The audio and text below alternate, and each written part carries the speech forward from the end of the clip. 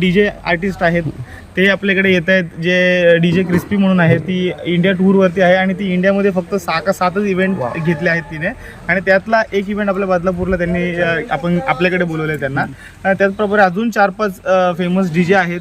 भरपूर असे reel star आणि मराठी सेलिब्रिटी आहे. ललित प्रभाकर आपल्या घरोघरी पोचलेला माणूस आहे तो, त्याला सुद्धा आपण इथे बोलवले आहे. तो सुद्धा एक 12च्या आसपास येणार. तुमच्या माध्यमातून मी सगळ्यांना विनंती करतोय की कृपया प्लीज काही नशापाणी करून इथे येऊ नका, जेणेकरून काही कृत्य तुमच्या करून घडेल किंवा काही मिसअंडरस्टँडिंगमुळे सुद्धा भांडण होतात.